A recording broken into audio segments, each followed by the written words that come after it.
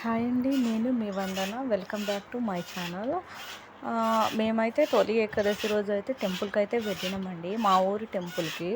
Temple అయితే చాలా బాగుంటుందండి. అంటే అది రాజుల కాలంది టెంపుల్ అన్నట్టు. దాదాపు 100 సంవత్సరాలు అయితే అయ్యే ఉంటుందండి.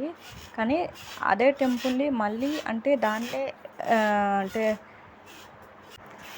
బాగు చేయించి దాన్నే మళ్ళీ దాని మీద నుండే టెంపుల్ కట్టించారండి.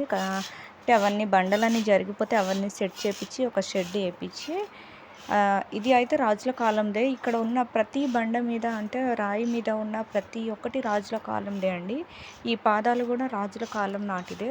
ఆ రాయి కూడా అప్పుడుదే ఉందండి. అప్పుడు ఏ రాజుల కాలంలో కూడా తెలియదు, కానీ ఇదైతే రాజుల కాలం నాటి టెంపుల్ అండి. ఒకప్పుడు ఇక్కడ రాజులు వాళ్ళు నివసించేవాళ్ళు. నేను మా ఊరు పూజారిని కూడా అడిగిన, వాళ్ళకు కూడా అంత ఐడియా లేదు, ఏ రాజుల కాలంలో కూడా తెలియదు. కాకపోతే రాజుల కాలం నాటిదని అయితే అన్నారండి. ఇప్పుడు చిన్నగా కనిపించింది తిరుపతి దేవుడు అండి. ఇక్కడ 2 వినాయక విగ్రహాలు ఉన్నాయండి. ఒకటి వచ్చేసి ఇప్పుడు పెట్టించిందండి, ఒకటి అప్పుడుదే అండి. చూడండి కింద రాయి మీద కూడా ఎట్లా చెక్కిల్లో రాజుల కాలం నాటిదే. ఈ శివాలయం అనేది శివుని విగ్రహం, ఈ లింగం కూడా రాజుల కాలం నాటిదే అండి. మేమంటే తొలి ఏకాదశి రోజు ఇక్కడ పూజ చేయించుకోవడానికైతే వచ్చినామండి. ఎంత పీస్ఫుల్గా ఉందండి. పైన చూడండి అంత రాజుల కాలం నాటిదే, అన్నీ చెక్కినట్టు ఉన్నదండి. మీరు చూస్తున్నారు కదా వీడియోలో.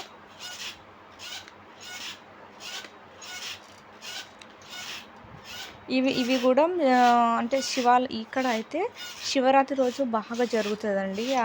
అక్కడ కూడా శివరాత్రి రోజు దీపాలు పెట్టడానికైతే ఉంటుందండి. ఇది పక్కన మళ్ళీ ఇంకో శివాలయం ఇది వెలిసింది అంటారండి, దానంతటా అదే. దాన్నే మంచిగా చేయించినట్టు. ఇది వచ్చి భీముని దేవుడు అని అంటున్నారండి ఆ సైడ్ది. ఇప్పుడు చూడండి కింద బండల మీద డిజైన్ కూడా చూడండి. ఇది కూడా రాజుల కాలం నాటిదండి. ఈ పుట్టలో అయితే సంవత్సరానికి ఒక్కసారైనా నాగపాము అయితే వచ్చి ఈ లింగం చుట్టూ ఉంటుందటండి. అందుకే దీన్ని సపరేట్గా ఉంచారండి. అంటే అది అప్పుడు వెలిసింది కాబట్టి అప్పుడుదే అండి. మీరు చూస్తున్నారు కదా అంతా రాజుల కాలం నాటిదే. అంటే శిథిలావస్థకు చేరింది. దాన్నే సెట్ చేయించి మా ఊరి వాళ్ళు దీన్ని అయితే యూజ్ చేస్తున్నారండి.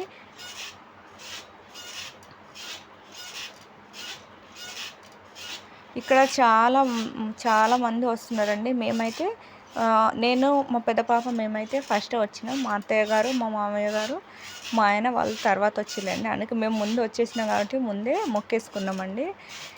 దాని పక్కనే హనుమాన్ టెంపుల్ కూడా ఉందండి. అక్కడ పూజ అయిపోయాక ఇక్కడ హనుమాన్ టెంపుల్ కూడా వచ్చినామండి మేము. హనుమాన్ టెంపుల్ మా సారు మా 2 పాపలు అయితే ఉన్నారండి. వాళ్ళు మొక్కుతున్నారు. 3 సార్లు చుట్టూ తిరిగిన తర్వాత అక్కడ అంటే రూపాయి బిల్లు కూడా పెడతారండి. పెట్టి 1 రూపీ కాయిన్ పెట్టినాక అతుకదా అని కూడా ట్రై చేస్తారండి. అతికితే కోరిక నెరవేరినట్టు, అతకపోతే నెరవేరనట్టు అనే రూమర్స్ కూడా ఉందండి ఇక్కడ. ఇవన్నీ అంటే శిథిలావస్థకు చేరింది కాబట్టి ఏ రాయికి ఆ రాయి పగిలిపోయిందండి. ఇప్పుడు దీని పక్కనే బద్దిపోషమ్మ టెంపుల్ ఉందండి. అంటే సేమ్ వేములవాడ రాజన్న లెక్క ఎట్లయితే ఉంటుందో అట్నే ఉంటుందండి. అక్కడ కాకపోతే ఎక్కువ ప్లేస్, ఇక్కడ కాకపోతే తక్కువ ప్లేస్లో ఉందండి. ఇది మా ఊరి గుడి అండి.